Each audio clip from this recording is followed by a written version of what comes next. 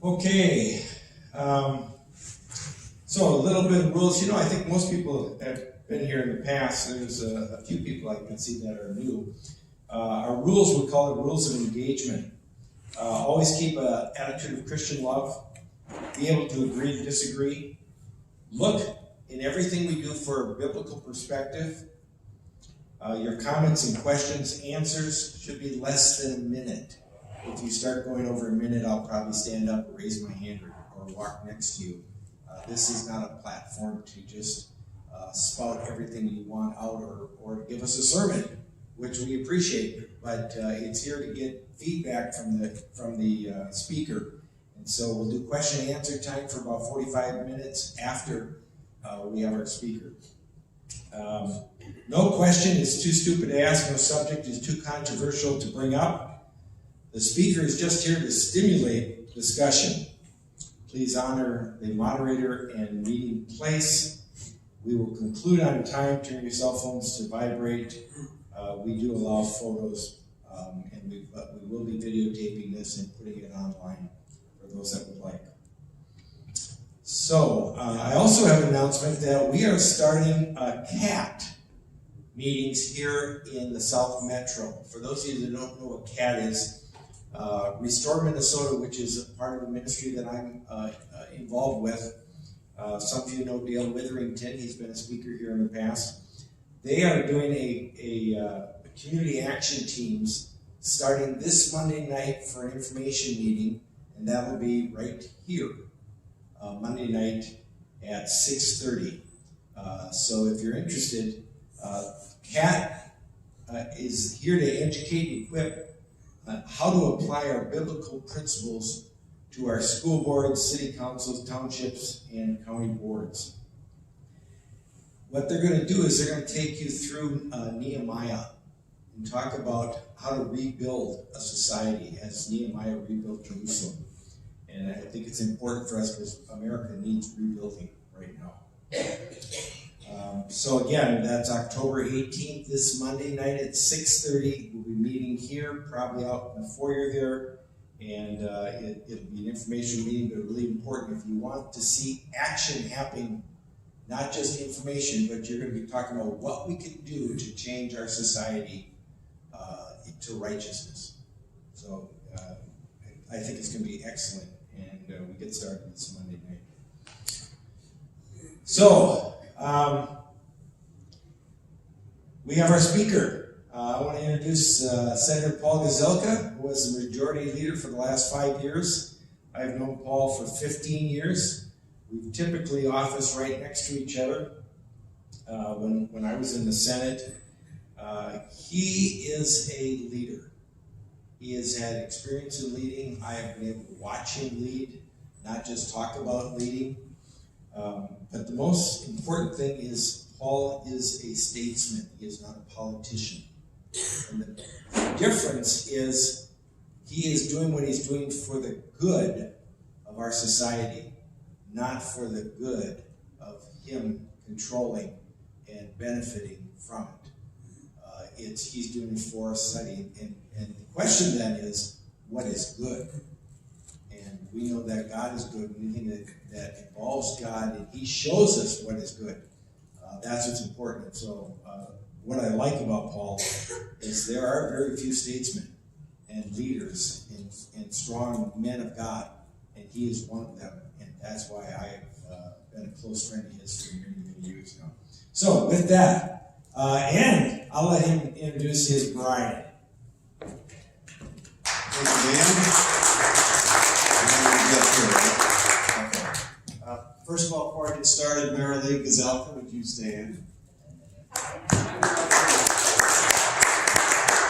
Marilee and I have been married 39 years. We have 5 adult kids, 5 grandchildren. It's been an amazing ride. So she's really the one that said, you gotta do this. You have to do this. I'm talking about running for governor, but I'll leave that for later. But a little bit about myself first. I am a follower of Jesus. I think that I've never been ashamed to tell people I'm a church-going businessman. I have a small business as well, and so that's part of who I am. Step back and knock this table over.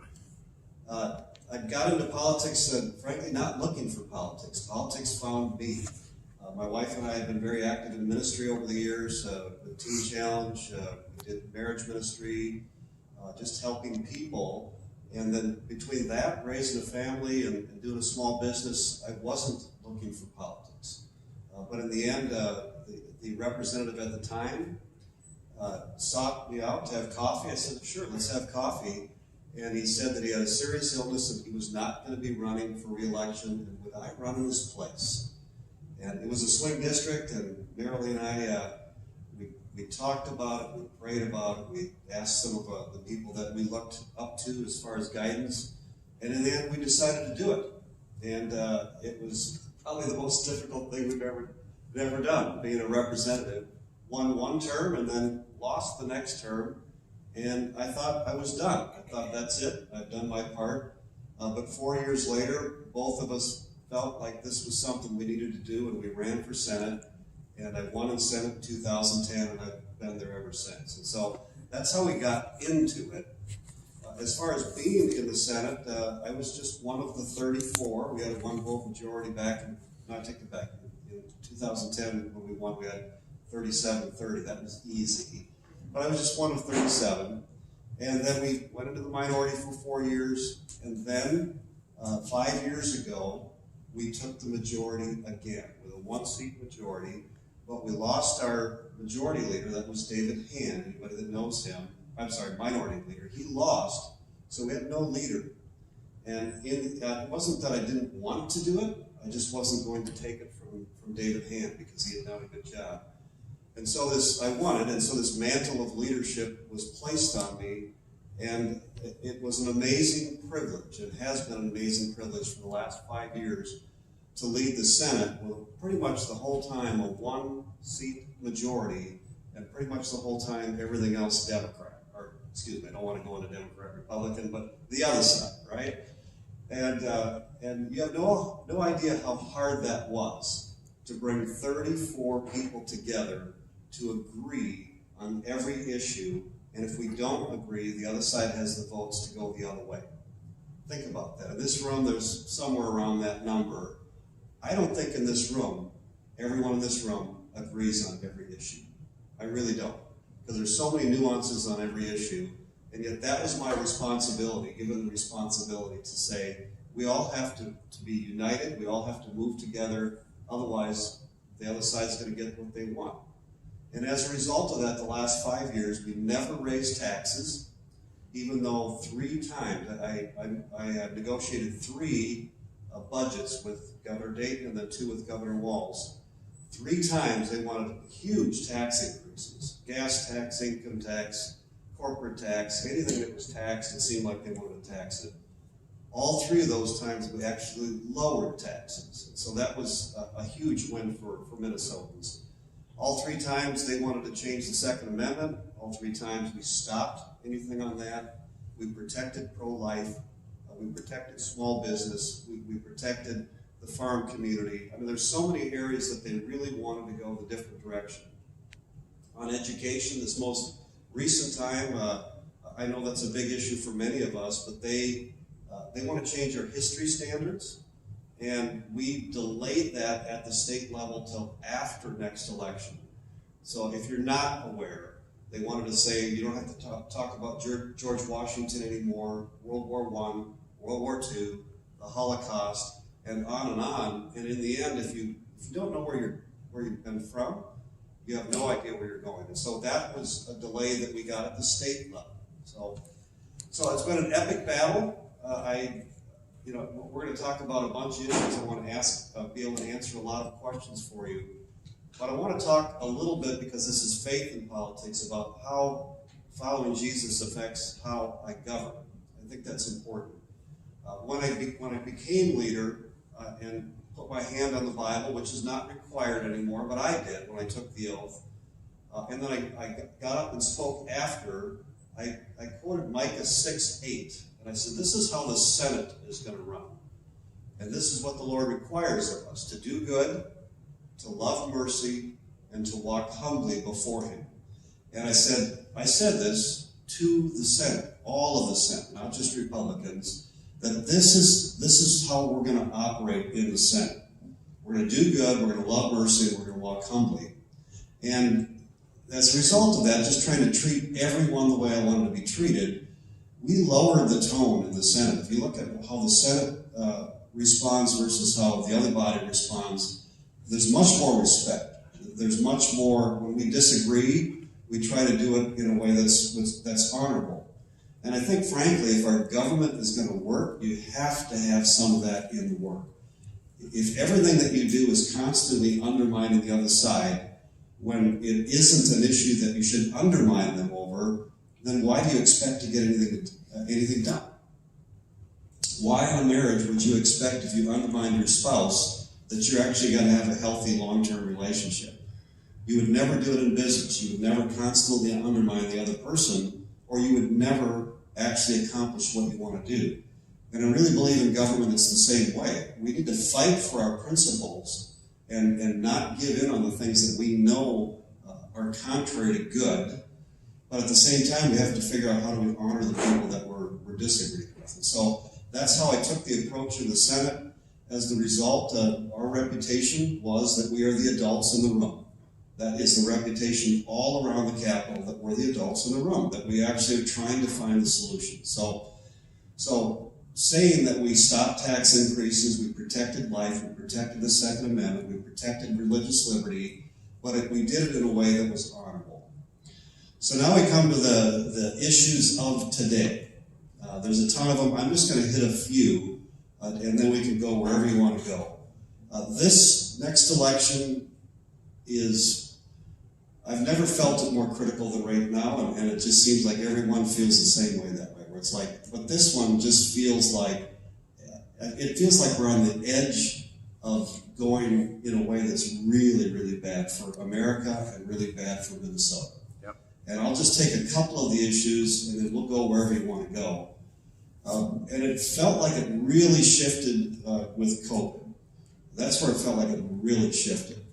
Because there was this government abuse of our liberty and telling us what to do. And Minnesota was one of the worst places. Typically, governors on my side of the aisle didn't do it as bad. I would say that many of them still went farther than they should have gone on emergency powers. But in Minnesota, our governor, frankly, as he took those powers, he shut down small businesses, he shut down schools, he shut down churches, and it wasn't just shutting them down. Then he went and had a phone number that you could call in and turn people in. For small businesses, the fines that were supposed to be $1,000 and a misdemeanor instead were $10,000 fines, and pulling people's licenses. Churches basically had to gather together, which Dan and I were part of, that they organized and said, we're going to open anyway. And that's when the governor came in and struck a deal that it would be 250 people in church. But there was a point before that churches were allowed to have 10 people, and at the exact same time, bars could have 50 people. The exact same time. And that's what emergency powers and one-man rule could do. Mayor Lee said, well, if the bars have 50, let's go have church in bars. Yeah. Pastors, I thought that was a good idea. We could sing back there. Anyway, and so each one of those decisions, I was on the other side of the governor as the only other leader from the Republican Party, and each time I would say, Governor, that's a big mistake. You can't look at just one little thing. It's the economy. It's people's mental health. It's all of the other issues that they failed to weigh properly that I thought was a big mistake. But the last straw was the handling of the riots. That was the last straw for me personally. And the death of George Floyd was terrible. That was on Monday. On Tuesday, the riots began. He called them protests. It was riots. Anytime you're wrecking people's property, anytime people's lives are in danger, that's a riot. And when you have a riot, you have to gain control, and the governor went the opposite direction. He kept saying we need to create more space for them. And no, when people are damaging people's property, you have to corral them. You can't let people do that. That was Tuesday. Wednesday, the mayor asked for the National Guard, and so then he asked for the Guard. The governor still did not respond. By Thursday, there was 1,000 buildings damaged or destroyed. 1,000. That's when the 3rd precinct went down. That's when I texted the governor and said, Governor, where are you? Where are you? Because this was, our whole society was going up in flames.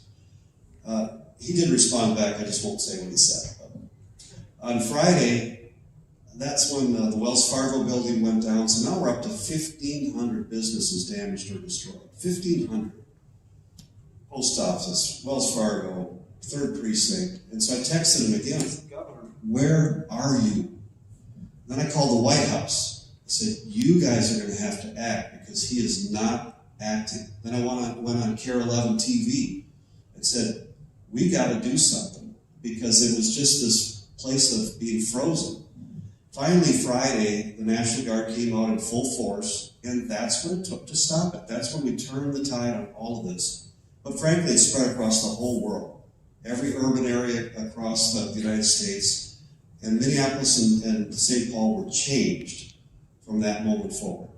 And to right now, literally the 15 people that were shot in St. Paul is one block from my apartment. 1 block. I was there the night before. I picked up our daughter, came home from college at Oral Roberts University, picked her up at the airport. Literally was in that same spot the night before at the exact same time.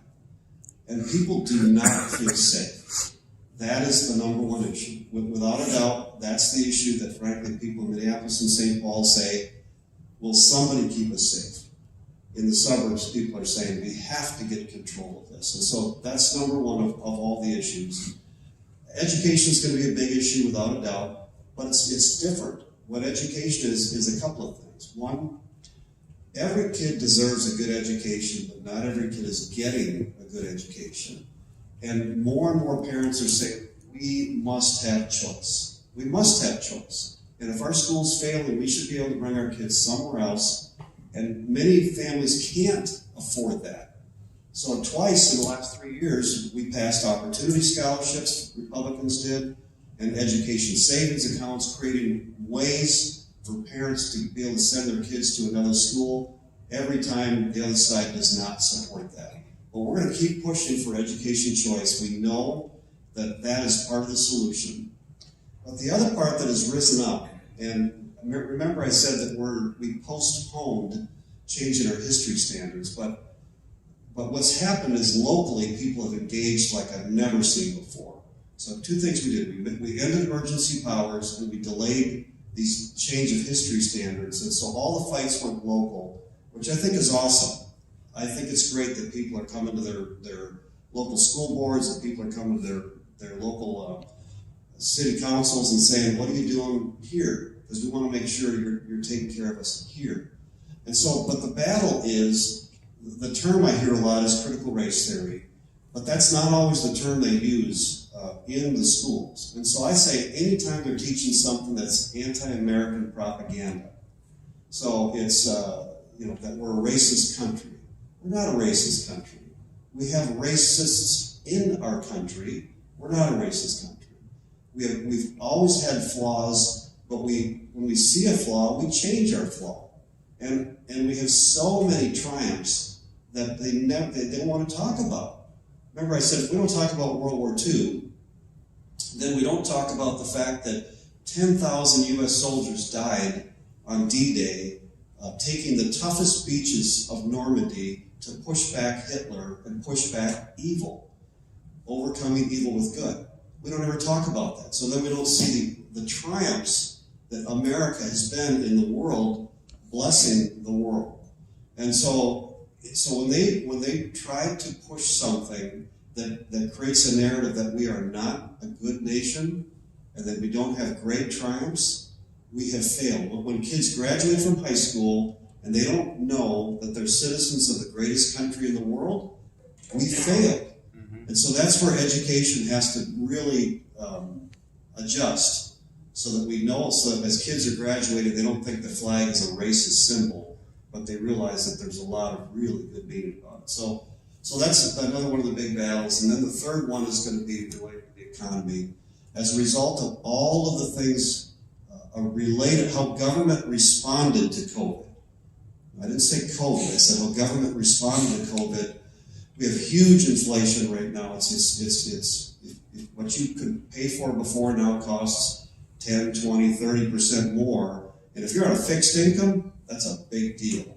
We have a workforce shortage, and we knew we're going to have a workforce shortage, but now it's because a lot of people don't want to work, or the benefits that they're getting to not work are bigger than actually going to work. And so we have to help people get back to work as well. So those are three really big ones.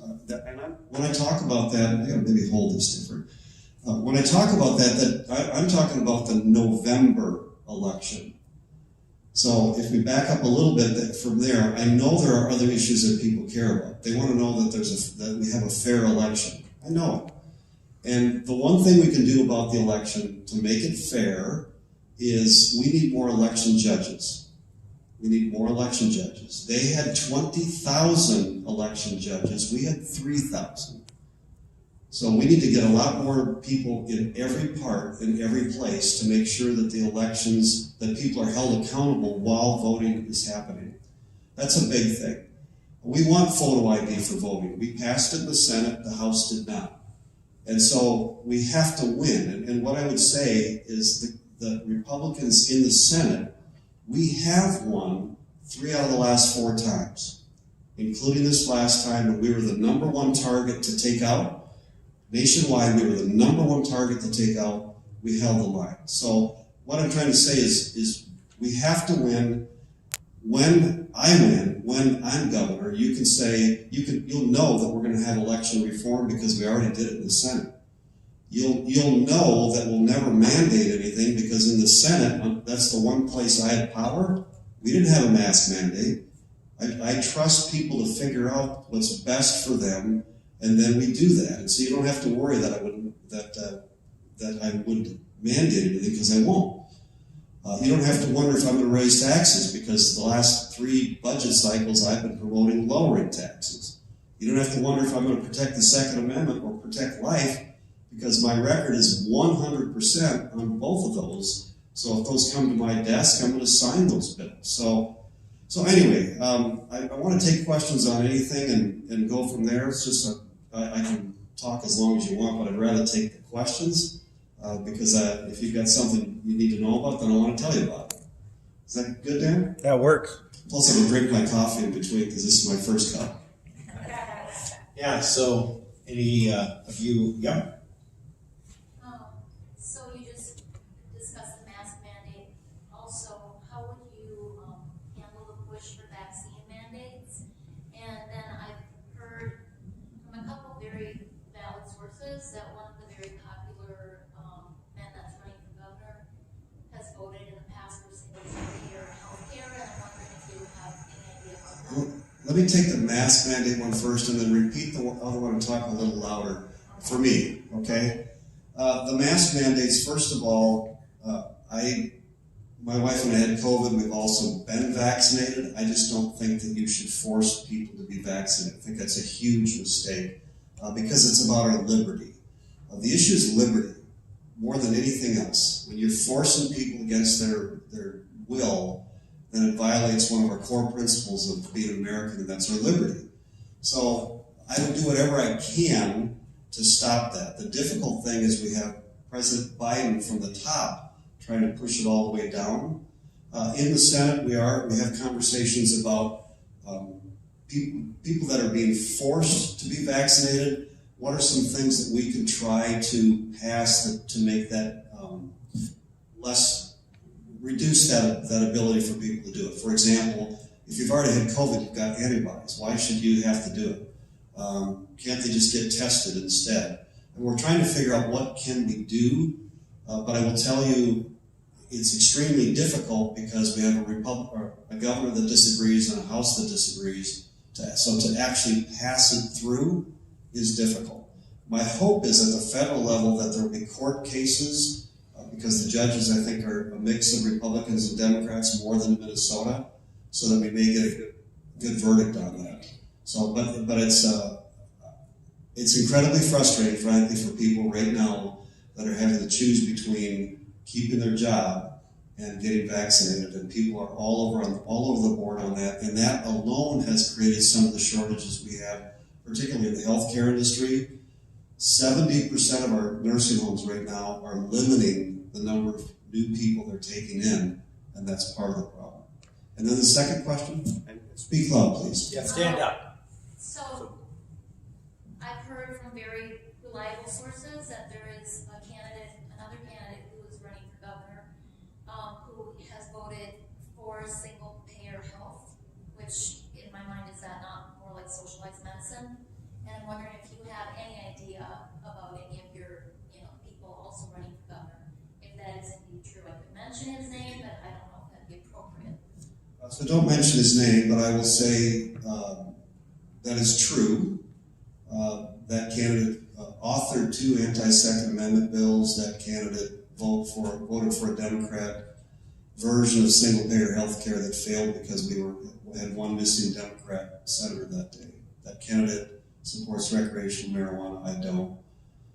That candidate worked for Planned Parenthood after med school. I wouldn't mop the floor, sir. But beyond that, I would say. So I've got a question. I heard you in the very beginning talk about deciding whether you're running or not. But you didn't say, I decided. You said, we decided to run. And so I'm hearing a lot of times you talk about your decision-making is with your wife.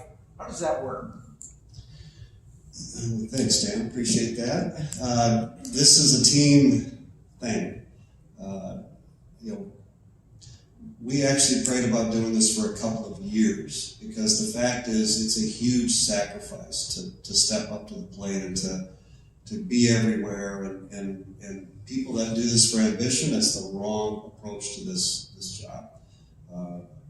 I've never enjoyed, for example, being leader of the Senate more than anything else. It's also been the highest price of sacrifice of anything else.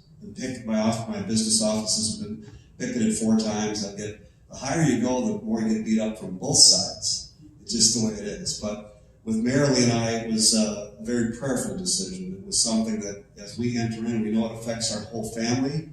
Frankly, the media has gone off after our adult children.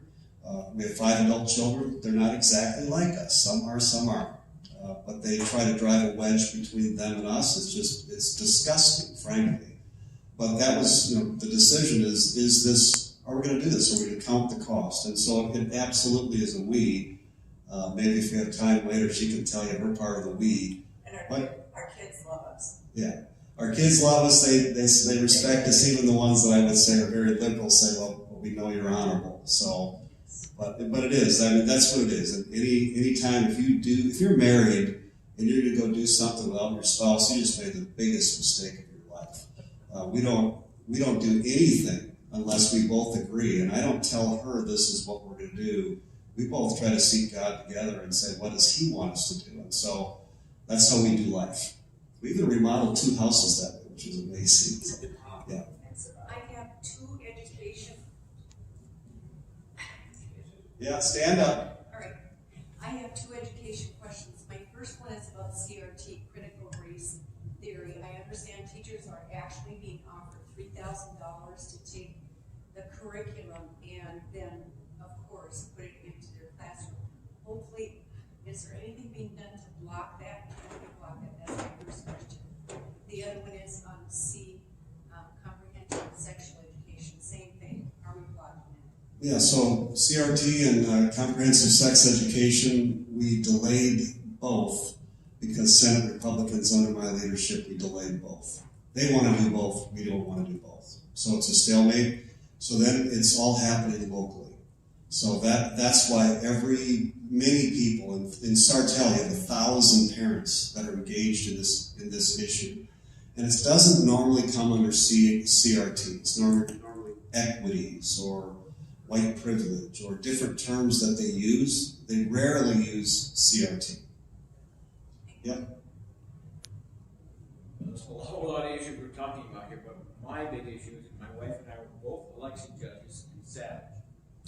And after the election was over, about 2 weeks, they called us up, asked us if we could go to Shakopee, literally hand count the ballots in 3 precincts.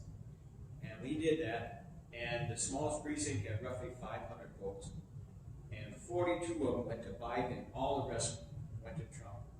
And then we did the same thing on the bigger precincts, and Trump was way ahead. And then they gave us the ballots that were mailed in, and they were not initial, they were not signed. And Biden won by a huge margin. During that process, we asked the lady that was in charge, these aren't even legal ballots. Ballots are not signed and not initial. She said, don't worry about it. So that's my concern. Yeah, did everybody hear that? A legal election. Yeah. So without a doubt, mail-in ballots is the problem. We did some recounts in St. Cloud. The machines were the same as the hand count. But mail-in ballots, the problem is not how we count the ballot once the ballot is in. The problem is how the ballots got there. That's the part where there's not accountability, and Minnesota and how we do it is flawed, and which is why we tried to reform that on the Republican side. We know it's flawed. Mail-in ballots, it's hard, you don't know who actually voted on that form that got sent in. So we know that the ballots were gathered up, and then we don't know how. We can't, if you can't prove it, you can't prove it. This is what we believe is happening. So if they gather up the ballots and somebody votes all the same on that ballot, that's different than if all of those people had to go into the ballot box and vote for themselves. It comes out different. So that's what we're trying to change. That was a problem nationwide. In Minnesota, that's why I'm very grateful that Senate Republicans won anyway. Here's what I would say about this next election, though. The wave the other way, our way, is going to be huge. Biden is below 50%, and everybody knows he botched Afghanistan, he botched the southern border, inflation is his fault, gas prices are his fault, people are really frustrated. And probably the number one issue in an election is how is the president doing? And so that's going to be a big swing. And then Walz and how he is governed, people are frustrated. I go everywhere. I was at Farm Fest, and at Farm Fest, 10 years ago, it would have been more Democrat than Republican. At Farm Fest, the announcer said before the governor spoke to the audience, no booing. Hint, hint, don't boo. So that means people would have booed. And Farmers Union is the Democrat version of the ag community. Farm Bureau is Republican. I went to their booth and they were dissing the governor. Marilee and I are from the Iron Range. And on the Iron Range, they despise the governor. I'm going to do really well on the Iron Range. I've got Democrat legislators supporting me up there, which is amazing. In the Minneapolis and St. Paul, in the suburbs, that he did not keep them safe. So those, I see this amazing opportunity in spite of some of the election issues you're talking about. I see them. And, we went through the suburbs, we went door to door. That's where the battle was, where neither side knew if we were going to win or not. And unfortunately, too many Republicans said I'm voting for every candidate but Trump. And the issue was, and is, for many people, is his personality. How he responds to people, how he treats people. There's a lot of people that cannot get beyond that to his policy. On policy, he did extremely well. He outpulled Biden. He was very, very strong there. But on personality, a lot of people were very, very frustrated in how he treated people. What else? Got a quiet crowd today. How do you come Yeah. alongside people who you disagree with? The question is, how do I come alongside people I disagree with?